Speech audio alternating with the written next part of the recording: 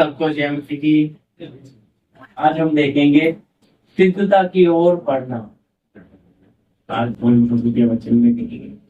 देखिए, प्रेरितों का जो उपदेश है, जो शिक्षा है, वो सिद्धता की ओर जाना, सिद्ध बनाना। सिद्ध का मतलब है परफेक्ट। एक व्यक्ति को परफेक्ट शब्द है, मतलब परफेक्ट है एकदम, उसमें कोई कमी नहीं होनी चाहिए। हाँ, परिपूर्ण हिंदी में परफेक्ट ना, सही। तो परिपूर्ण करना यानी कि अब परिपूर्ण किसको बोल सकते हैं हम? अब किसी में कोई थोड़ी कमी है तो उसको परिपूर्ण भी बोल सकते हैं कि नहीं, अभी इसमें तो नादानी है, बचपना, अभी ये परिपूर्ण नहीं हुआ है, बड़ा नहीं हुआ है ना। तो इसी तरह प्रभु में सिद्ध करना, ये प्रेरितों की सेवा थी कि हर एक को सिद्ध करके प्रभु में उपस्थित खड़ा। लेकिन धीरे धीरे सिद्धता की बातों को छोड़ के लोग चौड़े मार्ग की ओर ज्यादा भीड़ चली गई। लोग सिद्धता का रास्ता छोड़ के किधर चले गए? अपनी इच्छा, अभिलाषा, लालसाओं में। लेकिन प्रभु यीशु मसीह कहते हैं, देखो अभी जो बात हम पढ़ रहे हैं कि सिद्धता की ओर बढ़ना, लेकिन प्रभु यीशु मसीह कहते हैं, पढ़िएगा मत्ती 5:48 जी। इसलिए चाहिए कि तुम सिद्ध बनो जैसा तुम्हारा स्वर्गीय पिता सिद्ध है। हाँ, लिखा है, इसलिए चाहिए कि तुम सिद्ध बनो जैसा तुम्हारा स्वर्गीय पिता सिद्ध है। यानी कि प्रभु यीशु मसीह बिल्कुल परफेक्ट है, उसमें कोई कमी नहीं है। तो प्रभु ये चाहता है कि प्रभु की कलीसिया भी बिल्कुल कैसी बने? सिद्ध, उसमें कोई कमी। तो प्रेरित जो सेवा करते थे, प्रेरितों का जो तालीम था, वो एक व्यक्ति को चाहे जीरो से लेके जा रहे हैं, लेकिन उसको किधर बढ़ाते थे? सिद्धता की ओर। यानी कि अपने बुलाने वाले के कद काठ, वचन में लिखा है डिंग डोल, हिंदी में कद काठ, यानी कि हाइट जो होती थी ना, कि उसके अपने प्रभु की हाइट में आ जाए, है ना। अगर छोटा है तो फिर अभी बड़ा नहीं है। इसमें बढ़ना आत्मिक बातों में, आत्मिक समझ में। तो सिद्धता के रास्ते को छोड़ के धीरे धीरे लोगों कौन से रास्ते की ओर चले गए? ज्यादातर भीड़ छोड़। पर असली जो सेवकाई है, स्वर्ग से मिली हुई, प्रेरितों ने की, संतों ने की, वो सही सिद्धता। तो हमें सिद्धता की ओर बढ़ना है, लेकिन बढ़ने के लिए बहुत सारी बातें हैं। उसके लिए आप पढ़े पहला पतरस 1:3-7 तक।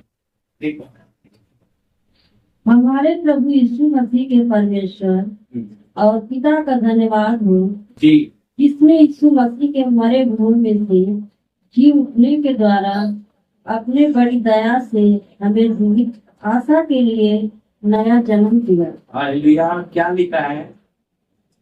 हमारे प्रभु यीशु मसीह के परमेश्वर और पिता का धन्यवाद हो जिसने यीशु मसीह के मरे हुओं में से जी उठने के द्वारा हमें क्या दी है? देखो, द्वारा अपनी बड़ी दया से हमें जीवित आशा दी है। कौन सी आशा?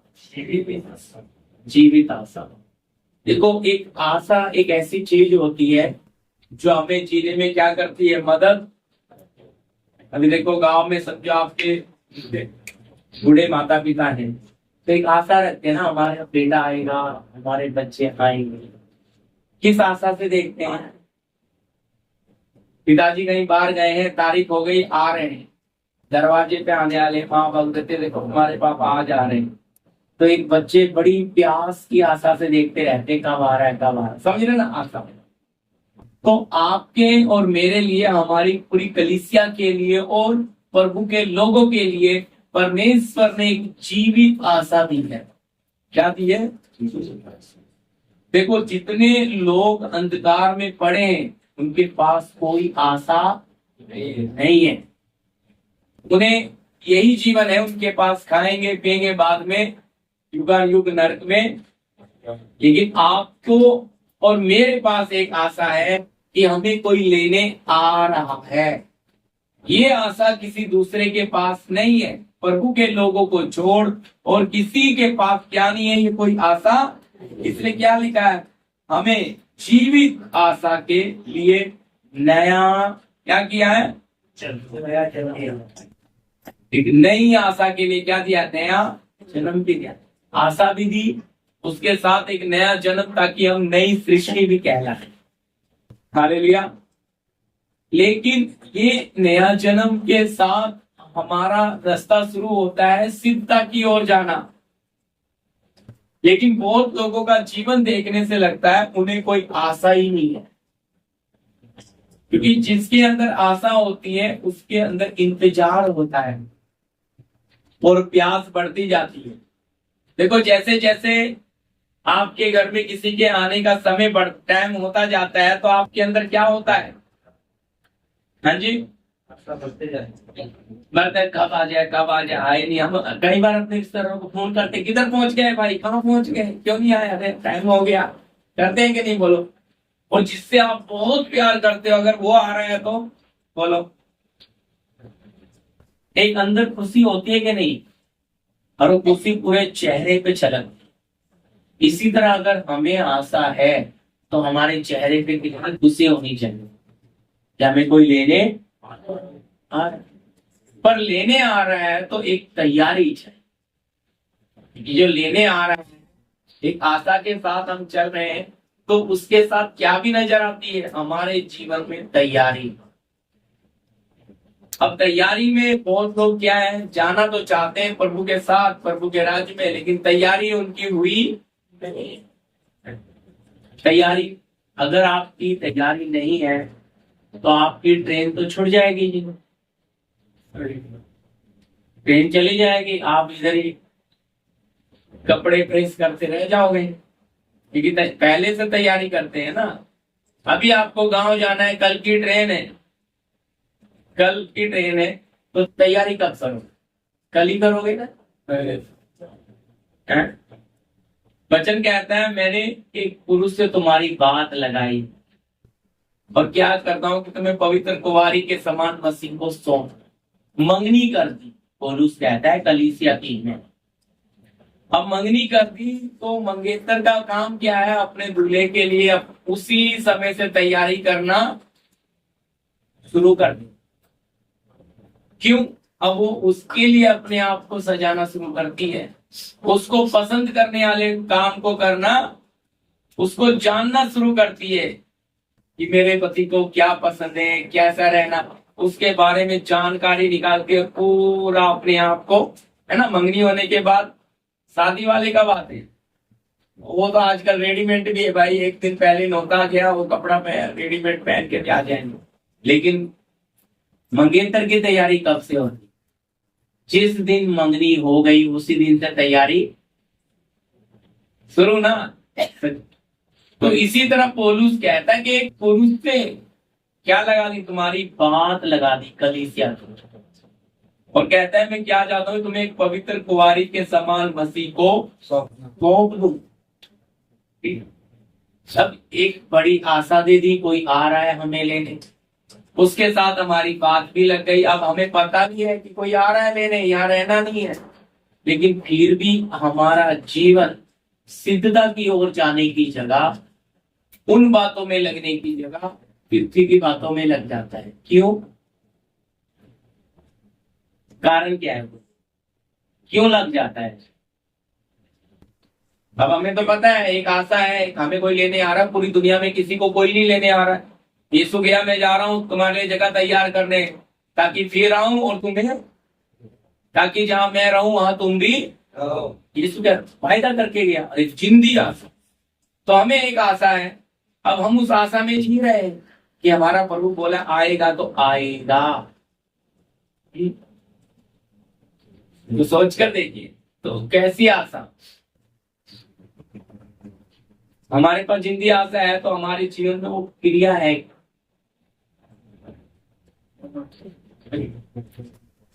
हमारे पास प्रभु का वचन है, पवित्र आत्मा है, सब कुछ है, लेकिन फिर भी इन चीजों को हम साइड में रख के कौन सी बातों की तरफ चले जाते हैं। तो पढ़िएगा 2 कुरिन्थी 11 का 3,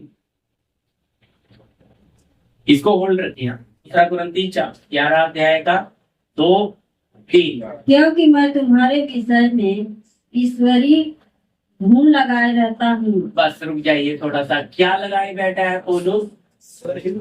इसका मतलब हमारे विषय में पौलुस कह रहा है मैं तुम्हारे विषय में ईश्वरीय धुन लगाए बैठा।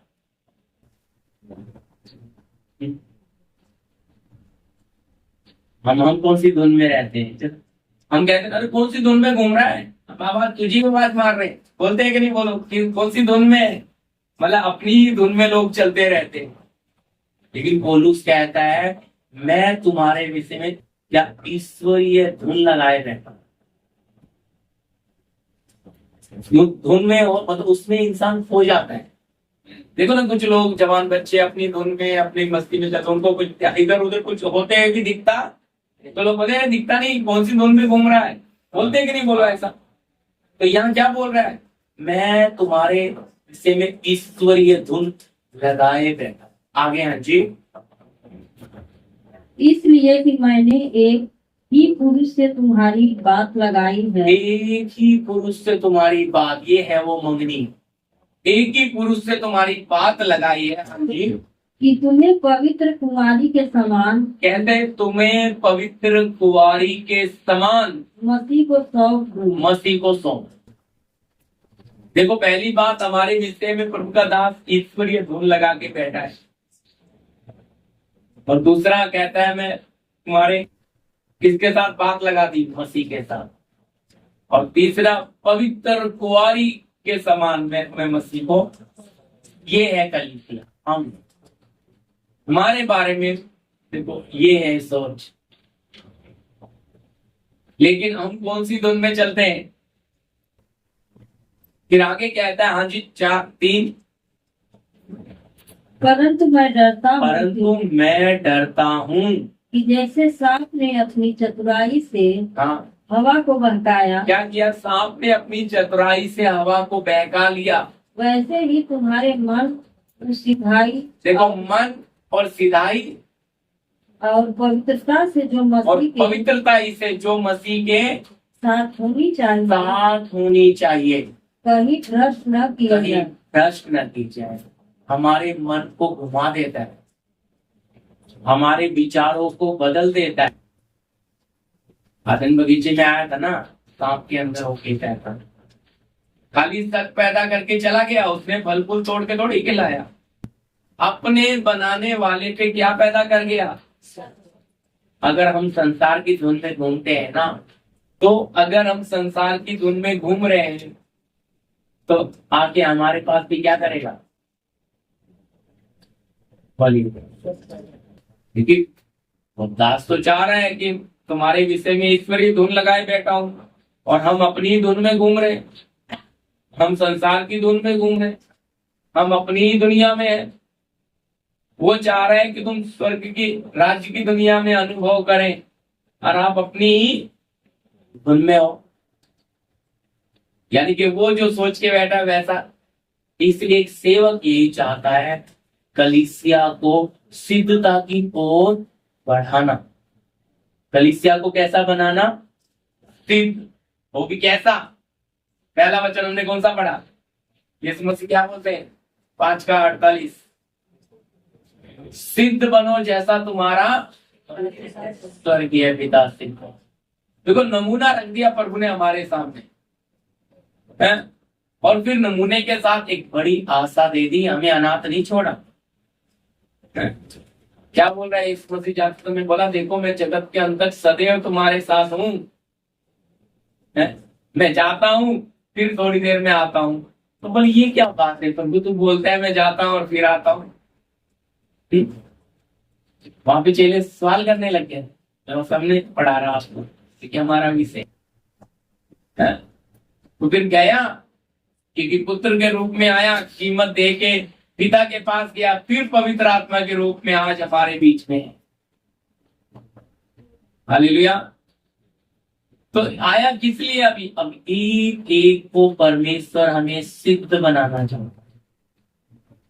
लेकिन सिद्ध बनने के लिए हमारा मन कहाँ है, हमारे विचार कैसे हैं, हमारी सोच कैसी है, हम प्रभु के पास आते हैं, क्या आशा हमारे अंदर है। बहुत लोग तरह तरह की आशा रखते हैं प्रभु पे, लेकिन जीवित आशा बहुत कम लोग रखते हैं। असली आशा तो यह है कि वो आ रहा है और हमें उसके साथ जाना है। डुप्लीकेट आशा, नकली आशा ये है वो आ जाए, हमारे काम बन जाए, हमारा काम ठीक हो जाए। हम कौन सी आशा चाहते हैं? शरीर की नाशवान बातों की आशा, लेकिन वो हमें एक अविनाशी आशा दे गया। उस आशा में हमारा मन लगता ही, हमारा मन तो कौन सी चीजों में लग जाएगा? बोलिए, बच्चों में मन लग जाता है। उसने अब्राहम को 76 साल इंतजार करके बेटा दिलाया, मन लग गया कि नहीं? बोलो। अब इतना मन लग गया कि अब्राहम के मन में वो 100 साल के बूढ़े के मन में बच्चा बस गया, और वो बच्चे के चक्कर में उसके मोह में किसको भूल गया? वो तो वचन कहता है ये ईश्वर बड़ा जलन रखने वाला ईश्वर है। कहता अच्छा ऐसा कर, 3 दिन देता हूं, या तो ये बच्चा या मैं, क्या कर इसको ले जाके मोरिया पर्वत पे बलि चढ़ा दे। है? लेकिन अब्राहम ने सवाल किया। बोलो अब्राहम ने क्यों नहीं सवाल किया? आप सोच के बताओ, सवाल करो। ये उपदेश की बात है। सिद्धता बोलने से लिए इसी पूरी कलीसिया का उपदेश ही यही है, लोगों को क्या बनाना है? सिद्ध। और कैसा नमूना क्या है? जैसा तुम्हारा स्वर्गीय पिता ऐसे ही तुम भी सिद्ध। तो वो सिद्धता की ओर जाना है, उसमें कोई कमी नहीं है, तो तुम में भी कोई कमी नहीं होनी। अब कहेंगे हमें तो फिर कमी है, तो मेरे वचन से क्या होते जाए? इसलिए कहता है क्या किया? पवित्र कुंवारी के समान मसीह को सौंप दिया। हाँ, पर मैं डरता हूं जैसे सांप ने अपनी चतुराई से हवा को बहकाया, तुम्हारे मन की सिधाई को और पवित्रताई को कहीं क्या ना कर दे, भ्रष्ट ना कर।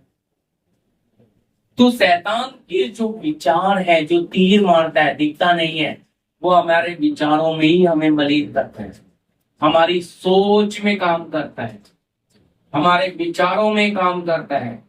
जब आप बिस्तरे में पड़े हो तब उसका काम चल रहा है, और तब परमेश्वर भी देख रहा है इसमें अंदर चल क्या रहा है। पढ़ते ना पढ़ेंगे नहीं। भजन संहिता 139 का 1 से 3 तक है ना। मेरा उठना बैठना चलना फिरना लेटना भली बाती छानबीन, मेरे विचारों को दूर से समझ। तो प्रभु अच्छी तरह, प्रभु तो देख रहा है। क्या क्यों देख रहा है? कि प्रदीप के मन में चल क्या रहा है? क्योंकि इसको दिया हुआ जो जीवन है, ये जीवन खत्म की ओर जा रहा है। ये धीरे धीरे क्या हो रहा है? हमारी उम्र खत्म, बढ़ नहीं रही, क्या हो रही है? खत्म हो रही है, खत्म। तो कुछ लोग बोलते उम्र बढ़ रही, कोई उम्र बढ़ नहीं रही है, उम्र क्या हो रही है? खत्म। आए हैं और अब जाना है। धीरे धीरे पता नहीं कब क्या हो जाए। हाँ?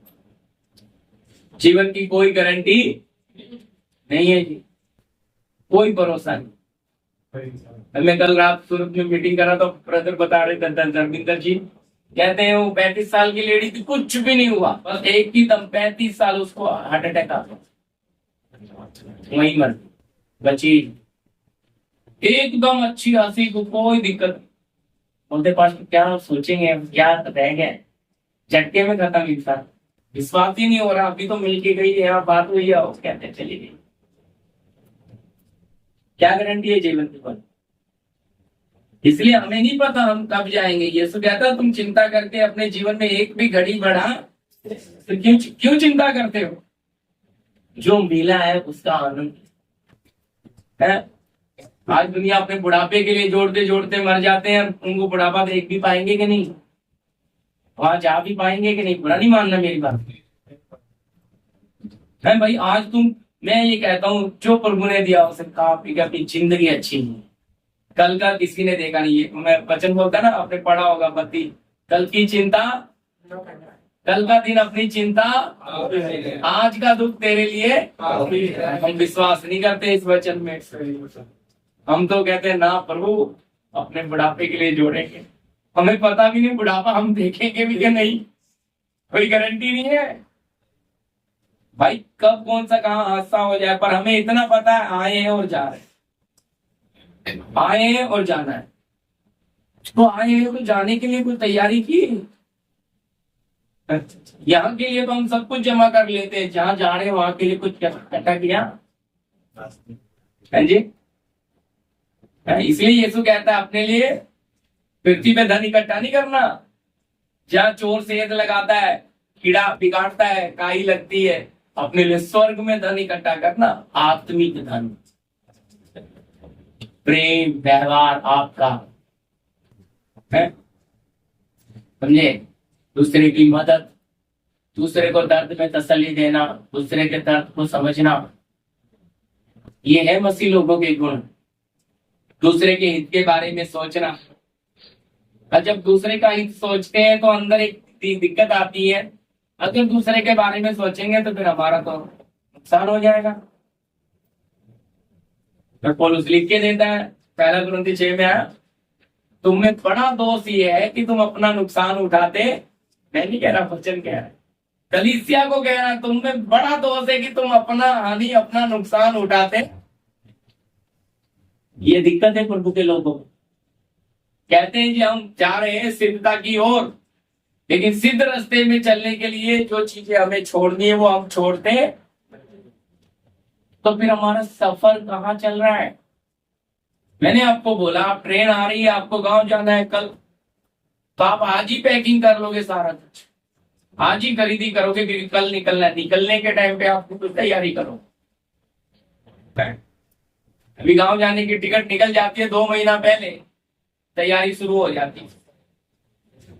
चलो हम वहां जाएंगे, उनको ये देना है, अपने लिए भी बच्चों के लिए भी, सब धीरे धीरे धीरे धीरे पता लगता है 4 दिन रह गए और उतार, फिर फटाफट, अरे कैसा गया टाइम, कैसा गया टाइम, फिर फटाफट तैयार। जिस दिन आ गया टाइम, अब गाड़ी में 4 घंटे पहले ही पहुंच जाते हैं, 3 घंटे। क्यों? टाइम पे, समय से पहले। फिर गाड़ी में बैठ गए और गाड़ी लास्ट में जाके रुक जाए आउटर पे तो बेचैनी, अरे हाथी निकल गए, पूछ जीत, यही तदरीन रुकना था इसको, चलना थोड़ी चलना, वो भी आधा घंटा खड़ा कर देता है। उसे पता है मिट्टी की खुशबू आ रही है, जब तक उतरेंगे नहीं। और उत्साहित, बोलो अंदर उत्साहित होते हैं कि नहीं, क्योंकि घर तक पहुंच गए, बस जरा सा रह गया, थोड़ा चला जाता आगे तो हो जाता काम। ये उत्साह होता है। इसी तरह परमेश्वर के लिए भी उत्साहित होना है, अंदर से, हमारे अंदर से आना है। हमें कोई डालना नहीं है कि तुम वो, नहीं नहीं, अंदर से आना है वो, कि नहीं मुझे मेरे बनाने वाले के साथ रहना है, तो मुझे उस सिद्ध रास्ते की ओर जाना है, मुझे सिद्ध बनना है। मेरे जीवन में जो जो कमी है, जो जो बात मेरे प्रभु को पसंद नहीं है, मैं उसे निकाल के क्या करूंगा? खाली करूंगा, खाली। लेकिन इन चीजों में हम क्या है, इधर दिक्कत आ जाती है। कुछ बातें इतनी पसंद होती है, ना ना प्रभु इसको निकालने मत, बोलो ये बात रहने दो, आपको भी हम डबल प्यार करेंगे, लेकिन ये बात को हम छोड़ेंगे मत। छोड़ो भाई, कोई दिक्कत नहीं, आ रही है मौत, अपने आप ही छुड़वा देगी। असली सच्चाई है। यहाँ बोल दो आप, हम ये नहीं छोड़ सकते, हम वो नहीं, लेकिन जब मौत आएगी तो कुछ रह जाएगा। कितना भी प्रिय रिश्ता हो, धन हो, दौलत हो, सब इधर ही। मौत आया तब से क्या हो गया?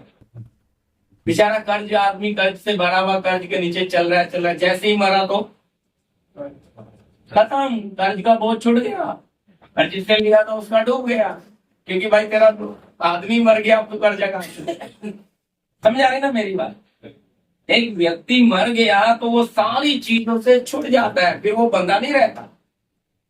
इसी तरह प्रभु का, मसीह लोगों का एक जीवन है कि वो अगर प्रभु के लिए, जो मैंने आपको बताया दफनाई के 32 में बता, कि भाई मर गया तो वो सबसे छूट गया।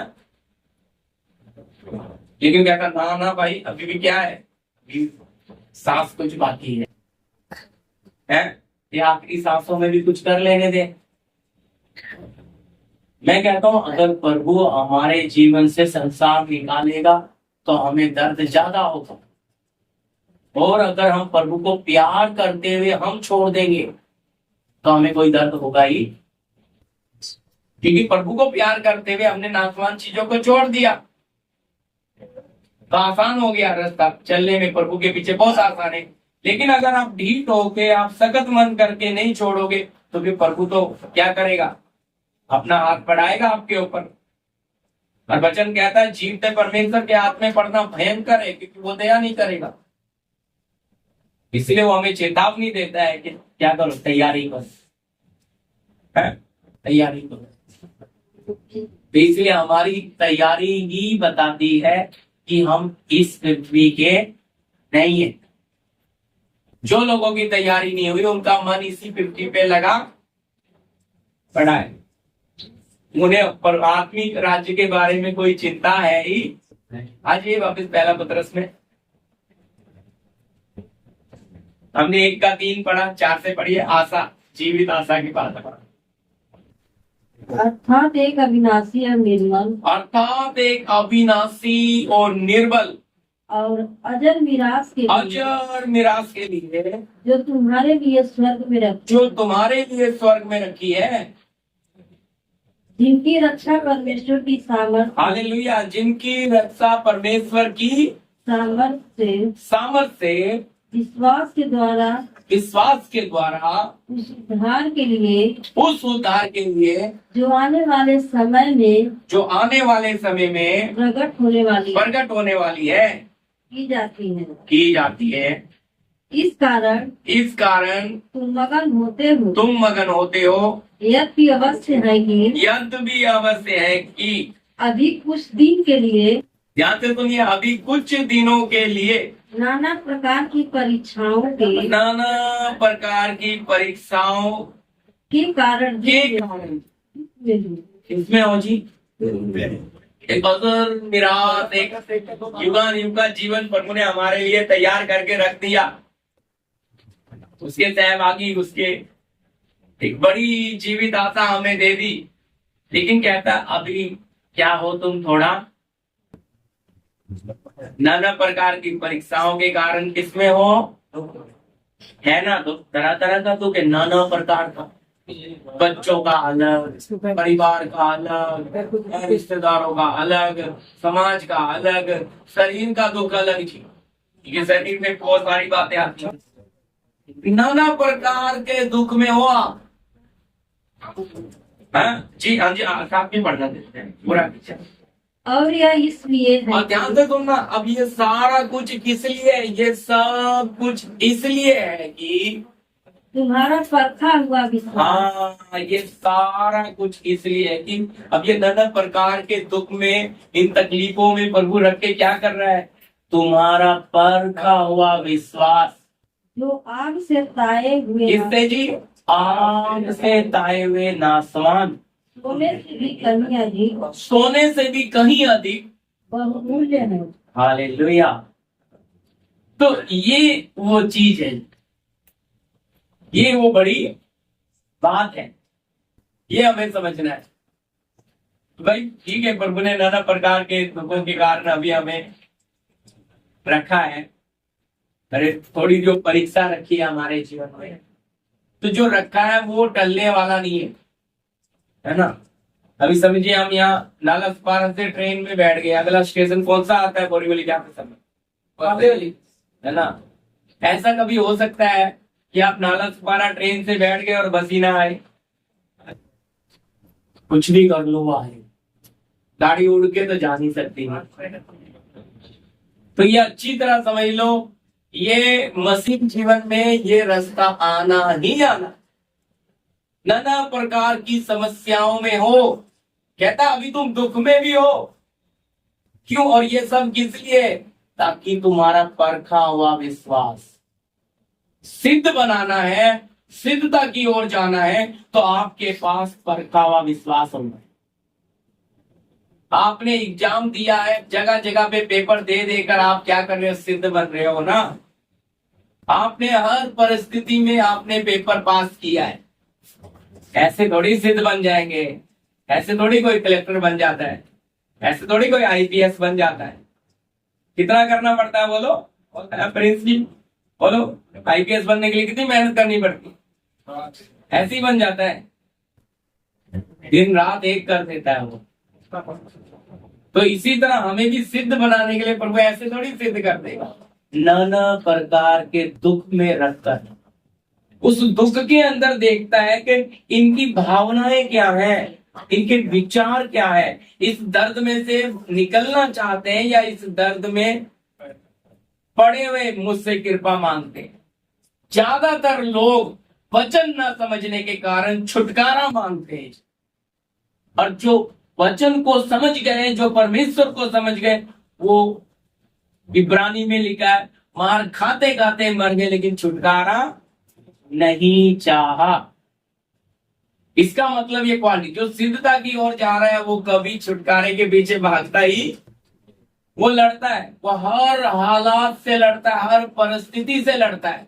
उसे पता है कि नाना प्रकार की तकलीफ में हूं, अलग अलग बातों में मैं दुख में हूं, ये बात मेरे बाप को भी पता है, और ये इसीलिए है कि मेरे पास परखा हुआ विश्वास होगा, और वो विश्वास ही स्वर्ग में जाएगा। अगर मेरे पास परखा हुआ विश्वास नहीं होगा तो मैं स्वर्ग में जा, है ना। देखो हम विश्वासी बोलते हैं सबको, विश्वासी विश्वासी, पर असल में कौन सा विश्वास है ना, विश्वास भी एक तो मरा हुआ विश्वास है और एक जिंदा विश्वास है। तो अगर विश्वास जिंदा है तो उसकी परख होएगी ना, ये जिंदा है। अभी दो, एक व्यक्ति बेहोश पड़ा है, एक मरा हुआ पड़ा है, आपको बोलते हैं भाई ये पड़े हैं, देखो इनमें से कौन सा मर गया कौन सा जिंदा है, तो आप कैसे पता करोगे? उनके नब्ज, उनके श्वास चेक करोगे? नहीं जी ये तो डेड हो गया सर, और ये कौन है? ये तो बेहोश हो गया। सच है। इसी तरह आपके विश्वास में क्रिया है या आपका विश्वास मरा हुआ? अगर क्रिया हो रही है तो परखा जाएगा। जिंदा विश्वास स्वर्ग जाने वाला है, मरा हुआ विश्वास जाएगा। तो इसलिए वचन कहता है कि ये जो परखा हुआ विश्वास है, ये है आग से भी ज्यादा तपे हुए पेवर, कुंदन, सोने से भी कीमती। अब देखो सोना कितना कीमती हम मानते हैं, उससे भी कीमती किसको कर दिया? विश्वास। हालेलुया। तो ये विश्वास हमें हमारे प्रभु के सामने खड़े होने का, ये विश्वास हमें सिद्धता की ओर जाने में मदद। ये विश्वास कहाँ मिलेगा? इस सिद्धता के मार्ग में पर कहाँ मिलेगा बोलो? जब नाना प्रकार के दुखों में और बड़े, किसमें होंगे? नाना प्रकार की परीक्षाओं में और बड़े दुख में, है ना। लिखा ना, क्या लिखा है? कारण दुख में हो, है जी। परीक्षाओं के कारण बड़े दुख में है, दुख में। अब जब इंसान के जीवन में बहुत परीक्षाएं आ जाती है तो दुख भी तो बढ़ जाता है। अभी एकदम आपके ऊपर 4 काम आ जाए, एक घर में शादी आ जाए, एक घर बनाना आ जाए, एक किसी का एक्सीडेंट हो जाए और एक कुछ और हादसा हो जाए, 4 समस्या एक साथ आ जाए, तो क्या बड़ा दुख नहीं आया? आया ना। क्योंकि सोच रहे थे, अभी सोच के चले थे चलो शादी हो जाएगी फिर घर बना देंगे, 2 काम में यहाँ डाला था, काम तो 4 आ गया, तो दुख बढ़ा या कम हुआ? जब नाना प्रकार की समस्याओं में आते हो तो दर्द भी, दुख भी बढ़ता है। पर आपके अंदर जब ये तैयारी होगी कि मैं जिस रास्ते में चल रही हूं, चल रहा हूं, तो मेरे जीवन में ये बातें आनी है। मैंने आपको बोला हम नालसपारा से बैठे, हमने देखा बस यही आई, भाई आना ही था, कोई आश्चर्य की बात नहीं है, वो आना ही है। और जब आना ही है तो तुम्हारा मन तैयार है तो आप पे कोई प्रभाव डालेगा। लेकिन अगर आपका मन तैयार नहीं हो, एकदम से दुख आया तो आपको ठेस लगेगी, आप बोलेंगे हे प्रभु हम तो तेरे पास आए थे, ऐसा क्यों हो गया? फिर तुम्हारा प्रभु कहाँ बना? ये तुम तो सवाल कर रहे हो ना उससे। अगर उसे जान गए तो फिर सवाल नहीं करोगे कि ये बस ही क्यों आया। अरे ये तो आना ही हो, आनंद से चलोगे, क्योंकि आपकी मंजिल तक जाना है, बोरीवली तक, तो ये चीजें आनी है। आपको उसमें कोई आश्चर्य होगा, बीमारी आ गई, कोई हादसा आ गया, धन्यवाद प्रभु कृपा, सवाल करोगे नहीं, सिद्धता की ओर चलोगे तो सवाल आएगा ही नहीं। क्योंकि पता है ये रास्ता ही हमने वही पकड़ा है, सकरा मार्ग, ये सिद्धता का रास्ता है जी, इसमें ये चीजें आएंगी तो आपको कोई भी चीज में आश्चर्य नहीं होगा, धक्का नहीं लगेगा कोई चीज के लिए, आपको पहले से ही मन तैयार है, पता है, आराम से जय जय करते हुए, जय जयकार के साथ आप उस हालात से, उस परिस्थिति में जयवंत हो जाओगे जी। वचन कहता है वो जयवंत से भी बढ़कर हमें लेकर चलता है, हम जयवंत से भी बढ़कर हैं, पर हम जयवंत से भी बढ़कर हैं, हम जयवंत जीते हैं क्या? कितनी बातों में तो हम कि अपने विरोधी के सामने घुटने डाल देते हैं। प्रभु चाहता है कि मेरे बेटे मेरी बेटियां लड़े, क्या ना करे, घुटना ना टेके, विरोधी के सामने झुकना नहीं है, क्या करना है, हमारी लड़ाई लहू मांस की शक्तियों से, डट के खड़े रह के हर परिस्थिति। मैं कह रहा प्रभु के लोगों के साथ जितना अन्याय होता है उतना अन्य जाति के साथ नहीं होगा, और आपके साथ अन्याय का मेन कारण है मसीह आपके अंदर है। आप छोटी छोटी बातों के लिए, अभी कल गया वो बहन बोल रही है कि पास्टर जी मैं जहाँ काम कर रही हूँ कंपनी में 16-17 लोग हैं, 16 लोगों का पेमेंट बढ़ा दिया, मेरा नहीं बढ़ा। तो बोली मैंने प्रार्थना किया प्रभु ऐसा क्यों, तो मैंने गलत किया ना, क्योंकि आपके साथ अन्याय हुआ है। देखो जी, सोचकर देखो, आप काम कर रहे हो, अब शैतान ने उसकी बुद्धि पकड़ के किसका बढ़ा दिया, अब जिसमें मसीह है उसका नहीं बढ़ाया, जिसमें मसीह नहीं है सबका बढ़ा दिया। बाकी अंदर आएगा ना सवाल, ऐसा करके प्रभु चेक करता है कि मेरी बेटी मेरा बेटा सवाल उठाएगा। पर आप याद रखना, आपके पास जितना है ना स्वर्ग, उसमें उतनी बरकत देने की शक्ति, समझे? आप वो मत देखो कि पैसा नहीं बढ़ा, पर ये देखो बरकत देने वाला आपके साथ, समझे? उनकी दिक्कत क्या हो जाती है, हम दूसरे को देखने लग जाते हैं, वो तरक्की कर रहे हैं, वो आगे जा रहे हैं, हम क्यों पीछे। यही है, आप अपने प्रभु के ऊपर क्या उठाते, क्वेश्चन मार्क, आप सवाल उठा देते हो, प्रभु हमारे बच्चे क्यों पीछे, हम क्यों पीछे, प्रभु हम कब आगे जाएंगे। शैतान ताली बजाता है, इन्हें समझ में आया ये? मैं कह रहा हूं आज आप प्रभु के लिए नुकसान उठाते हो। स्वर्ग ऐसा ईश्वर है कि ये किसी का कर्जदार नहीं रहता, आपने उसके लिए नुकसान उठाया, वो डबल भरपाई करके देता है। कोई वचन बताओ मुझे इसमें, है? बताओ मुझे, कोई इंसान बताओ ऐसा, 2 गुना मिला ना, बोलो। जितनी संपत्ति उसकी खराब करी उसका 2 गुना लिख कर दिया है, क्या कर दी, लौटा दी। ये है प्रभु। पर आयुब अपनी खराई पे खड़ा रहा, है ना?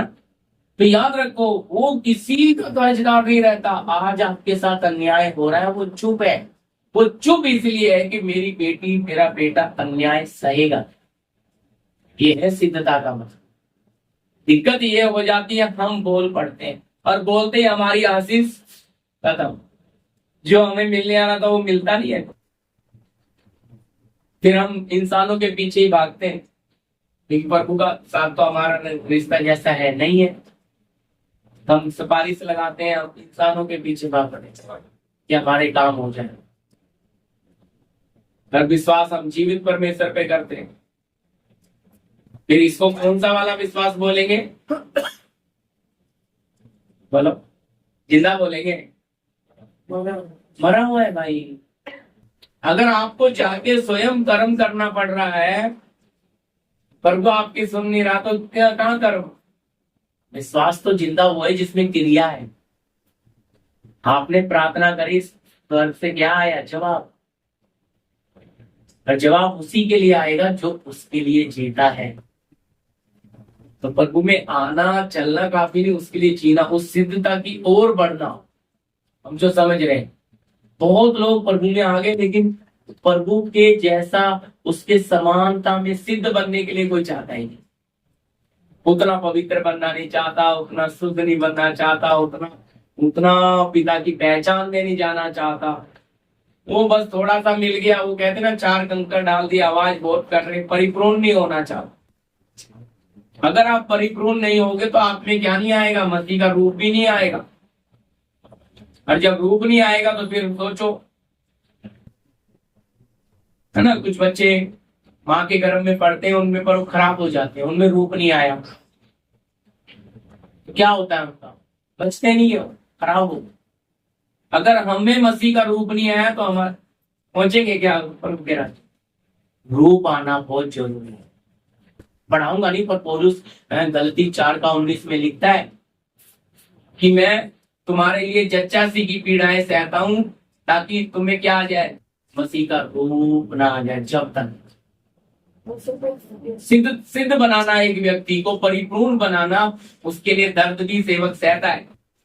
क्यों? ताकि क्या हो जाए, प्रभु ये आपकी बेटी या आपका बेटा क्या बन जाए, इनमें आप दिखाई दें। और आप तब दिखाई देंगे जब ये बाहर वाले इनका क्या मनुष्य स्वभाव पूरा खत्म। तो इसलिए भाई हम बेशक दुख में हैं, लेकिन ये इसीलिए है कि हम परखे जा रहे हैं। समझ आ रहा दुख क्यों है? एग्जाम चल रहे हैं जी, नाना प्रकार के दुख में है, प्रभु जानता है। नाना प्रकार की परीक्षा में है, प्रभु जानता है। क्या दे रहा है एग्जाम में? परखा हुआ विश्वास। पहला पत्रस 1 अध्याय का 13 से 13 पढ़ दीजिए। 13 से 14 है। इस कारण अपनी अपनी बुद्धि की कमर बांध कर और सचेत रहकर उस अनुग्रह की पूरी आशा रखो।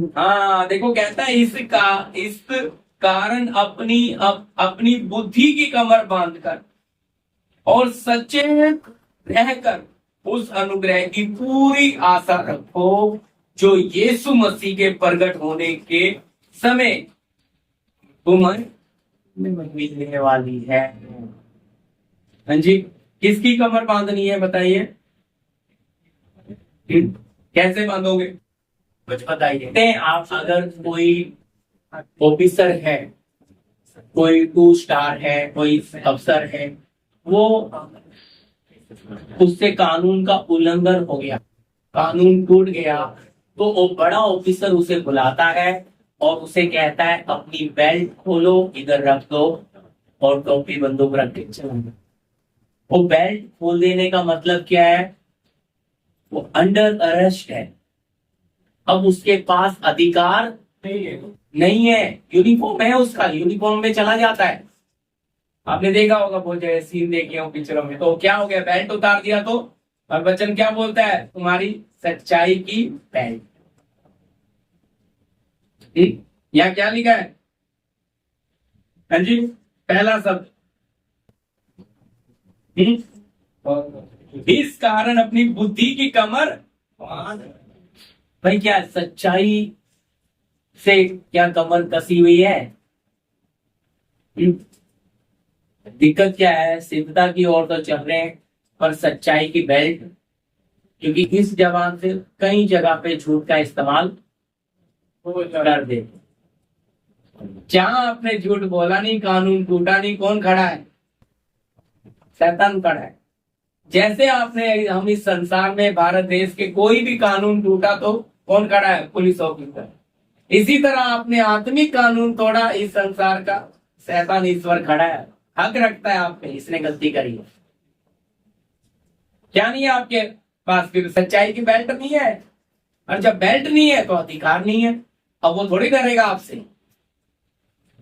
इसलिए आपकी जो जवान है, ये भी सच्चाई में क्या होनी है? बुद्धि की कमर कसने का मतलब भाई आप कैसे चलना है? शरीर से नहीं, स्वर्गीय बुद्धि से, पवित्र आत्मा से। इसलिए प्रभु के लोगों का पहनना ओढ़ना ये कोई कानून नहीं है, लेकिन कैसा होना है? वचन के अनुसार। क्यों प्रभु ये सब लिख कर दिया है? बोलिए। प्रभु हमारे पहनने ओढ़ने से क्या लेना देना है प्रभु है? लेकिन प्रभु कहता तुम्हारी देह परमेश्वर का, तो प्रभु नहीं चाहता कि ये मंदिर शैतान का शोरूम बने। तो इसलिए मंदिर है, तो इसीलिए हम कहते हमारा पहरावा कितना धार्मिक, क्योंकि शैतान चाहता है ये क्या बन जाए, शैतान का शोरूम बने। और फिर क्या करेंगे, फिर मच्छर भी फिरेंगे आसपास ही भटकते हैं। इसलिए हमारा पहरावा बहुत महत्व देता है। जो हमारा अंदर है वैसा ही हमारा बाहर भी होना चाहिए। अब अंदर से हम बड़े पवित्र और बाहर से फिर कौन सा जीवन जीते हैं, दुर्चित। फिर कहता है ये सब अपने चाल चलन में दुर्चित है, ये समुद्र की लहरों के समान है जो किनारे पे पहुंचते ही खत्म। ऐसा व्यक्ति ये ना सोचे कि मैं प्रभु से मुझे कुछ मिलेगा, कुछ नहीं मिलेगा। वचन कह रहा है याकूब की पत्री ना, कुछ नहीं मिलेगा उसे, क्योंकि वो अपने सारे चाल चलन में कैसा है, दुर्चिता है जी, दो तरफा लाइफ जी रहा है? बाहर से संसार को भी खुश कर रहा है, अंदर से प्रभु को भी है। अब एक मनुष्य दो स्वामी को तो नहीं खुश कर सकता, एक को तो कर सकता है भाई। अब आप या तो संसार को खुश करो या परमेश्वर को। आप सोचेंगे नहीं हम तो दोनों को कर देंगे, और जब दोनों को करोगे तो आप सिद्ध बन जाओगे, नहीं हो सकता। इसलिए सच्चाई से हमारी जो बुद्धि जो होती है, आज इंसान बुद्धि बहुत तेज चलाता है, सामने वाला कुछ बोलेगा उसकी बातें सुनते अपनी कल्पना बना लेगा, अंदर और कुछ चलता रहता है। सुनता है सामने वाले की, लेकिन अंदर एक पिक्चर चलती क्यों? बोलिए, कितना खतरनाक है ये जीवन। कुछ लोगों की बुद्धि बहुत तेज होती है, और प्रभु कहता है अगर कोई बुद्धिमान बनना चाहता तो क्या बने, प्रभु में बुद्धिमान बनना चाहता है तो मूर्ख बने कि ज्ञानी हो जाए। यानी कि तू संसार का ज्ञान उतार तभी तुझे स्वर्गीय ज्ञान मिलेगा। अगर तू संसार के ज्ञान को मिला के प्रभु के ज्ञान को दोनों को मिलाएगा तो खिचड़ी है। सारे चाल चलन में अपने आप ही दुर्चित हो जाएगा, क्योंकि क्या कर रहा है, शरीर और आत्मिक बातों को मिला रहा है। मिला के क्या करेंगे, मिलावटी खाना खिलाएंगे, मिलावटी दूध पिलाएंगे, कोई तंदुरुस्त होगा? क्यों आज लोग मिलावटी खा के खुश क्यों है? क्योंकि वो बुरा नहीं मानेगा, सच्चाई हजम नहीं कर सकता। सच्चाई इतनी कड़वी है कि वो कहते इतना कौन जीता है, इतना कौन चलता है। लेकिन भाई जो चुने हुए हैं वो चलते हैं। आप नहीं चलना चाहते कोई बात नहीं, लेकिन आप ये मत बोलो कि कौन इतना चलता है, बहुत है? एलिया बोलता है प्रभु मैं ही अकेला बच गया, प्रभु बोलता है चुप बैठ, मैंने 7,000 और छुपा के। हमें लगता है हम ही सच्चे, एक ही बचा। नहीं भाई, प्रभु ने इस दुनिया में बहुत अपने सच्चे लोग रखे वाले प्रभु के लोग हैं जो सच्चाई से हर्षित होते हैं, जो झूठ से नफरत करते हैं, बुराई से घृणा करते हैं, मरना पसंद करेंगे, पाप करेंगे, ऐसे लोग हैं। और कुछ ऐसे हैं कि दोनों रंग का जीवन जीते हैं। फिर वो जो ऐसा चलते हैं वो कभी सिद्ध नहीं बन सकते। जी आगे बढ़िएगा सिस्टर। आज्ञाकारी बालकों के समान अपनी अज्ञानता के समय की पुरानी अभिलाषाओं के सदृश न बनो। हाँ, क्या लिखा है? हाँ जी, बुद्धि हम नहीं चलाएंगे कभी अपनी। अब वचन कहता है अपनी समझ का सहारा है ना। फिर हमने ये पढ़ा अगला वचन 14 में हमने पढ़ा है, आज्ञाकारी बालकों के समान अपनी अज्ञानता के समय की पुरानी अभिलाषाओं के सदृश ना बनो। मतलब आप एक आज्ञाकारी बालक हैं, आप अपनी पुरानी वाली लालसाओं के सदृश ना बनो। समझे, पहले चलते थे अनरीति, पहले चलते थे, पर अब वो वाली चाल अब नहीं चल सकते। पहले कोई जरा सा खाते आप शेर बन जाते थे, पर अब नहीं, अब तो बिल्ली भी बनना पड़ेगा। समझे, इसके कारण मसीह के मुंह को देखकर आपको नफरत। बदला अभी भी ले सकते हो, पर अगर आप फिर बदला लेने आगे जाओगे तो फिर आप में, प्रभु कहता है बदला लेना मेरा काम है प्रदीप, पर मैं मसीह को छोड़ के, हाँ जानता है मैं कौन हूं, जानता नहीं तो पहले में कौन था, आ गया ना वही। कैसे सिद्ध बनेगा ये व्यक्ति? पुरानी अभिलाषाओं के सदुस अभी भी बनने लग जाता है। पुरानी बातें छोड़ तो दी, यहाँ लिखा आज्ञाकारी बालकों के समान अपनी पुरानी, शब्द देखो क्या लिखा, पुरानी अभिलाषाओं के सदृश ना बनो। मतलब अब आप क्या हो गया है, अब आपकी बुद्धि बदल जाने से, आपके विचार बदल जाने से अब आपका क्या भी बदलना है, इच्छाएं अभिलाषाएं भी बदलनी है। अब पुरानी बातों के सदृश नहीं चलना, पुराने वाले मार्ग वाले बातों पे अब नया रास्ता जो पिता दिखा रहा है, सिद्धता की ओर ले जाने के लिए परमेश्वर हमारे लिए अलग अलग अब वो रास्ता ऐसा बनाएगा जो हमारी समझ में आएगा। पहले हम बड़ा तरीके से चलते थे, ऐसा चलेंगे वो होगा फिर वो होगा, प्लानिंग बनाते थे। अब कोई प्लानिंग नहीं, अब सारी प्लानिंग चौपट, अब तो वो होगा जो उसने रखा। समझ गए, अब आपकी चलने वाली नहीं है, इसलिए उन बातों को छोड़ दो। पहले बड़ा प्लानिंग से चलते थे, फ्यूचर प्लानिंग लेके चलते थे, अब कोई प्लानिंग नहीं है। अब तो उसकी मर्जी चलेगी जिसके हाथ में आपने अपना जीवन दिया है। तो पुरानी अभिलाषाओं के सदृश ना बनो। पर क्या बोलता है, अब ये अभिलाषाएं क्यों मन में पड़ी रहती हैं? ये मसीह लोगों के लिए पत्री लिखी है पतरस ने, और अभी हम जो वचन पढ़ रहे हैं वो भी मसीह लोगों के लिए पौलुस बोल रहा है। आज हम पढ़ रहे हैं इफिसी 2 का 20-21, फिलिपी 2 का 20-21। क्योंकि मेरे पास ऐसे स्वभाव का कोई, क्या लिखा है, ऐसे स्वभाव का कोई नहीं जो शुद्ध मन से तुम्हारी चिंता करे। बस क्या लिखा है, इधर रुकिए पहले। पौलुस लिखता है मेरे पास कोई ऐसे स्वभाव का नहीं है जो कौन से मन से, क्योंकि सब कौन सी अभिलाषा, अपने पुरानी अभिलाषा के सदृश से चल रहे हैं। आ तो गए मसीह में, लेकिन अपनी पुरानी अभिलाषाएं छोड़ी नहीं है। अब पुरानी अभिलाषा नहीं छोड़ी तो मन कैसा बना रहेगा, अशुद्ध मन। और अशुद्ध मन बना रहेगा तो अपना फायदा ढूंढता रहेगा। अब ये तो आत्मिक सेवक था, इसने जान लिया यार इधर तो कोई मुझे मिल ही नहीं रहा है ऐसा शुद्ध मन का। मैं उस समय की कलीसिया के लिए बोल रहा है वचन।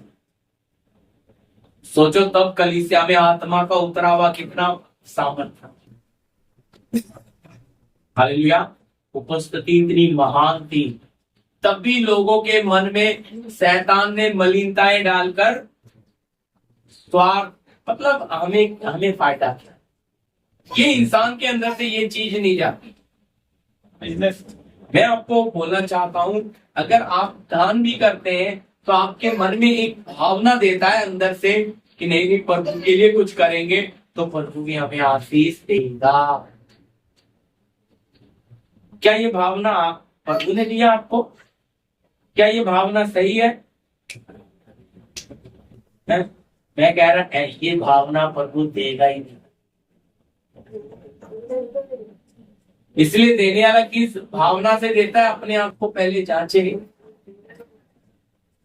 भाई अगर आप कुछ पाने की आशा से डब्बे में दान डाल रहे हैं तो कुछ अपने स्वर्गीय पिता से पाने वाले नहीं है। आप अगर ये बोलते हैं कि प्रभु तूने सौभाग्य दिया, मैं सर्वशक्तिमान की सेवा में क्या कर रहा हूँ, सहयोग सहकर्मी बन रही। यीशु ने देखो जब वो दान डाला तो सबसे कम जिसने डाला, यीशु क्या बोलता है, मैं तुमसे कहता हूँ सबसे बड़ा दान किसने डाला? कितना डाला उस बुढ़िया ने? 2 दमड़ी। फिर यीशु बोलता है मैं तुमसे कहता हूँ सबने अपनी बढ़ती में से डाला, लेकिन किसने अपनी घटी में से डाला। बात ये नहीं है कौन कैसा देता है, लेकिन भावना क्या है। आप सोचते हैं चलो प्रभु के डॉक्टरों में ना चला जाए, हैं? एक डर के वो दान इस छत तक भी नहीं जाता, बुरा नहीं मान, समझे? क्योंकि आप जब डब्बे में डालते समय आपकी भावना क्या है? यार प्रभु को कुछ देंगे तो प्रभु खुश हो जाएगा, है? याद रखना, इस डब्बे में दान तभी आपके डालने का मन होना चाहिए कि मैं इस सर्वशक्तिमान की सेवा में कुछ सहयोग कर सकूं, आशीष पाने के लिए, डबल होने के लिए 1 रुपया भी कभी नहीं डालना, समझ गए? क्योंकि वो दान स्वर्ग कबूल करता नहीं है। ये गलत तालीम है कि तुम दोगे तो तुम्हें आशीष मिलेगी, आकाश के जोरों के भाई तुम आत्मिक आशीषें मिलेंगी। यीशु तो बोलते हैं स्वर्ग पृथ्वी पे अपना धन इकट्ठा नहीं करना, स्वर्ग में जमा करो। तो वो तुम्हें कहां से पृथ्वी वाला धन देगा? जब वो तुम्हें आज्ञा दे रहा है अपने लिए स्वर्ग में धन इकट्ठा करो, तो पृथ्वी वाला क्यों देगा? वो उसे पता है पृथ्वी वाला दे के तो मैंने यहाँ बर्बाद कर दूंगा, इसलिए मैं तो इन्हें रोज की जरूरत दूंगा, मैं महीने की मन्ना नहीं दूंगा, मैं रोज की दूंगा। समझ रहे? परमेश्वर आपकी जरूरतें पूरी करेगा, वायदा है उसका। हालेलुया। कहता है मांगने से पहले तुम्हारा स्वर्गीय पिता जानता है कि तुम्हारी क्या क्या आवश्यकता है। वहां ये नहीं कह रहा कि मैं महीनों का सालों का दूंगा, ना ना ना ना ना, आपकी जरूरत पूरी करने का वायदा करता है, समझे? इसीलिए हमारी जरूरत है और हमारी इच्छाएं नहीं पूरी करेगा। उसे पता है इनकी इच्छाओं में बड़ा स्वार्थ है, इच्छाएं पूरी, जरूरत पूरी करेगा, अपनी मर्जी में लेके चलेगा। आपकी मर्जी में चलेगा नहीं, उसकी मर्जी में तुम्हें चलना पड़ेगा, समझे? क्योंकि वो बनाने वाला है, आप नहीं बनाने। हमें बनाने वाले की मर्जी में जाना, हमारी मर्जी में वो आएगा नहीं। अगर हम कितना भी रो ले, उपवास रख ले, प्रार्थना कर ले कि प्रभु जी ना ना ना, प्रभु कहेगा हो ही नहीं सकता, मैं तुम्हारी मर्जी में कैसे चला जाऊंगा? तुम्हें मेरी मर्जी में आना है, समझ रहे? बड़ा कौन, बनाने वाला या बने हुए? बनाने वाले की मर्जी चलेगी, बने हुए की नहीं चलती है। इसलिए हम कभी भी अपने प्रभु से सवाल नहीं करते। सिद्धता की ओर चलने वाला व्यक्ति कभी अपने प्रभु से सवाल नहीं करता, हर बात के लिए प्रभु तेरा धन्यवाद, प्रभु नुकसान हो गया ना तो भी प्रभु धन्यवाद। जब धन्यवाद का बलिदान चढ़ाता है, शैतान के ऊपर आग गिरती है, वो कहता है ये कैसा इंसान है, मैं तो बड़ी मुश्किल से नुकसान कराया था, लेकिन प्रभु दूसरी जगह से आपकी भरपाई कर देगा। वो उसकी करता है जो धन्यवाद का बलिदान, और जो नहीं चढ़ाता कुड़कुड़ाता है। प्रभु कहता तूने प्रमाण दे दिया, तू मेरा है ही नहीं, जब तू मेरा ही नहीं है तो मैं तेरी मदद क्यों करूं? समझ आ रही है मेरी बात? आप सवाल उठाते हो, आप प्रमाण कर देते हो आप उसके नहीं। सच, जो पिता से सच्चा प्यार करता है वो अपने बाप से कभी सवाल करता नहीं है, क्योंकि उसको पता है मेरा बाप मेरे लिए अच्छा ही कर, उससे बेहतर मेरे लिए कोई कुछ कर ही। यीशु कहता है तुम बुरे होकर अपने बच्चों को अच्छी वस्तुएं देना जानते हो, तो तुम्हारा स्वर्गीय पिता अपने मांगने वाले को पवित्र आत्मा क्यों कर ना देगा? सोचो, उदाहरण दे रहा, बुरे होकर भी अच्छा देते हो, है? तो तुम्हारा स्वर्गीय पिता क्यों नहीं देगा तुम्हें पवित्र आत्मा? बोले तो स्वर्ग का राज्य हमें देना चाहता है, हमें स्वर्ग के राज्य के नागरिक बनाना चाहता है। जी आगे अगला पढ़िएगा, यहाँ रोक देंगे हम। ये इफिसियों की पत्री 5 अध्याय का 5 से 10 तक, इधर हम अगले हफ्ते से आगे यहीं से लेंगे, पेन पढ़ लीजिए। इफिसियों की पत्री 5 अध्याय का 5 से 10 तक पढ़िएगा।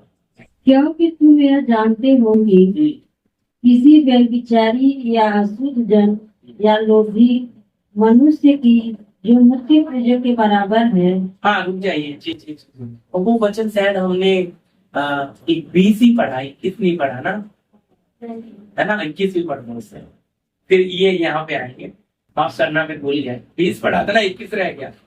हाँ, ऐसे कोई मन का नहीं है, शुद्ध मन का कोई नहीं है। फिर आगे, हाँ, क्योंकि सब अपने स्वार्थ की खोज में रहते हैं। खोज में, बताइए, देखो उस समय की कलीसिया है, पहली सदी की कलीसिया, जिसमें बहुत बड़े बड़े काम हो रहे थे, जगत को उलट पुलट कर रहा था, फिर भी उस समय ज्यादातर लोग कौन से मिल रहे थे? कहता है क्योंकि सब अपने स्वार्थ की मतलब फायदा कौन सा वाला ढूंढ रहे हैं? अपना। जीवन की खोज में बहुत है ही नहीं। आज भी यही हालत है कल से। अनंत जीवन नहीं चाहिए, स्वार्थ चाहिए। बेनिफिट मिल जाए, जिंदगी इधर ही देंगे, हम दूसरी जगह जाएंगे ही नहीं। क्योंकि जो देता है वही देवता है, दूसरा तो है ही। बोलिए। यानी कि देगा, फिर आपसे बड़ा कोई स्वार्थी है क्या? है? और जहां स्वार्थ है वहां जीवन नहीं है। आप स्वार्थ में चले गए, आप सिद्धता के रास्ते से हट गए। आप पिता की जरूरतों में चल रहे हो, जो जरूरत आपकी आ रही है। बच्चे की शादी आ रही है, प्रभु बंदोबस्त कर रहे हो। घर बनाना है, प्रभु बंदोबस्त कर रहा है। समय समय पर आपकी जरूरत पूरी होती जा रही है, आप उसमें आनंदित हो, कितने खुश हो, वो आपका जीवन बता रहा है। लेकिन इच्छाएं आपकी पूरी करेगा, जरूरत पूरी करेगा, मांगने से पहले। याद रखिए, आपको कभी भी हाथ फैलाने वाला नहीं बनाएगा। आपकी जरूरतें पूरी करने का वायदा करता है, अगर आप वफादार हैं। और अगर आप वफादार नहीं है, तो फिर आपकी स्वर्ग कोई मदद करता? क्या आप सिद्धता की ओर चल रहे हो, सिद्धता में बनते जा रहे हो, तो जरूरतें पूरी होती, चाहे वो जरूरत कितनी बड़ी क्यों ना हो। चिंता नहीं करना, स्वर्ग बंदोबस्त कर। आपकी सोच से भी परे है पर। लेकिन अगर आपके अंदर स्वार्थ पड़ा है, फिर आप इस सिद्ध रास्ते में चलना आपके लिए बड़ा, क्योंकि आपके पास जीवन पड़ा होना चाहिए था, यीशु अंदर होना चाहिए था। क्योंकि जहां स्वार्थ है वहां जीवन, वहां यीशु नहीं है। वहां कौन है? अब जब जीवन और यीशु नहीं है तो कौन है? संसार है। तो संसार की प्रभु कोई मदद करेगा?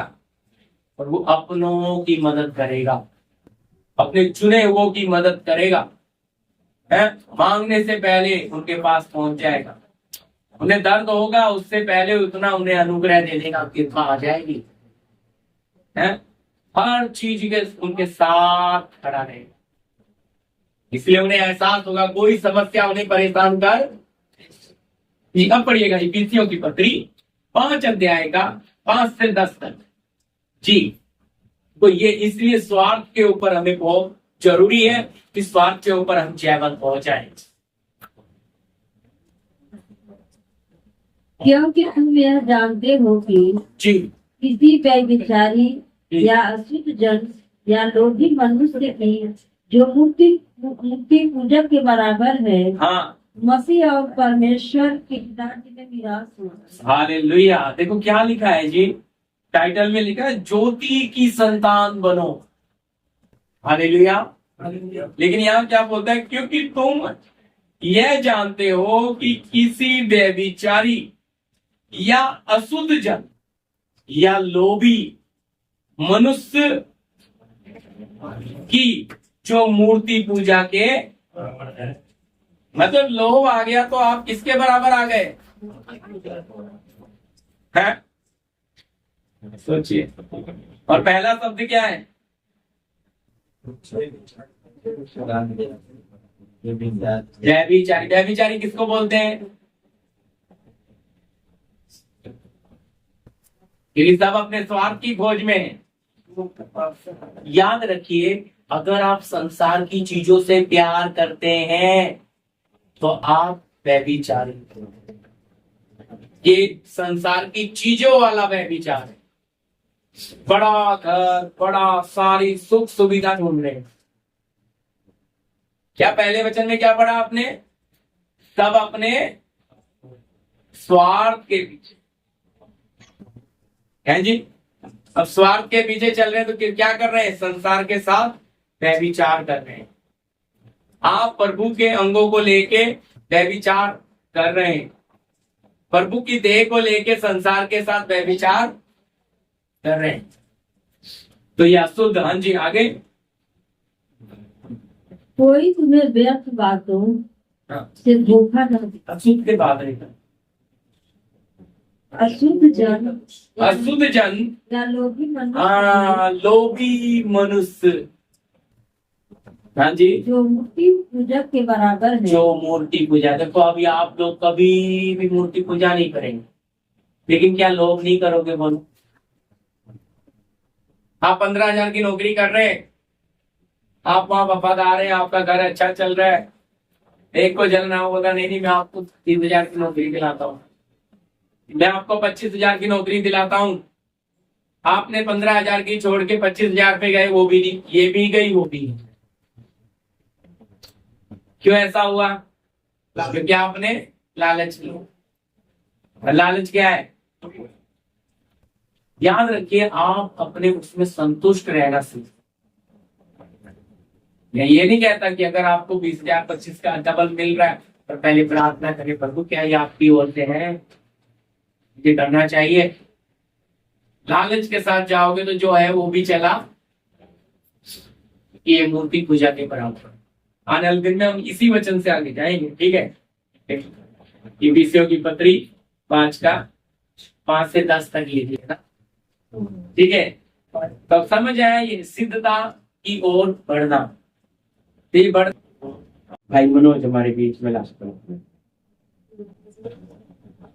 धन्यवाद करते हैं पवित्र परमेश्वर राजा आपके राजा करुणानिधान प्रभु यीशु मसीह, धन्यवाद करता हूं प्रभु। हमने जो वचन सुना प्रभु, सिद्धता के बारे में पवित्र परमेश्वर प्रभु, आप चाहते हैं कि प्रभु जैसे आप सिद्ध हैं ऐसे हम सब भी आपके लोग सिद्ध हो जाए।